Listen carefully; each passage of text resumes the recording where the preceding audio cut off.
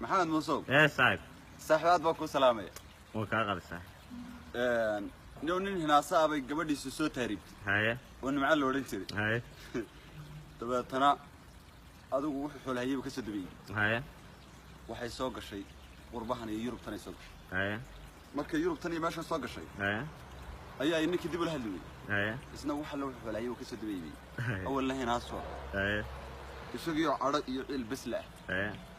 ayuu maalinta doomo lacag ku shubtay dadna qaar asxaab u garanay هاي waa halkan joogo soo wacay هاي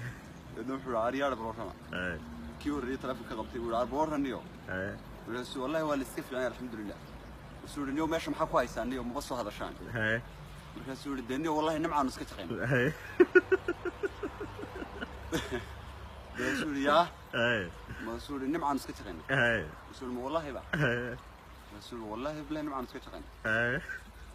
wuxuu yiri ha wayna armisaati هاي wuxuu waanu badan هاي wuxuu yiri waa gartay dhamaantii markaa nimcaan shaqeyn هاي wuxuu ها والله ودينا دروال اسكو ودا نبض ولا اسك فيعين هاي markaas uu yiri ha oo ina adeer waxa ku weydiiyay هاي isma dhaantaan miya هاي wax walwaalan baatay dhamaantii gabadh miya dhimantii هاي markaas uu yiri waar deem markaas maxaad weydiisay markaas uu yiri waa caadi iska taqanay هاي halkii shambaali dilay wallahi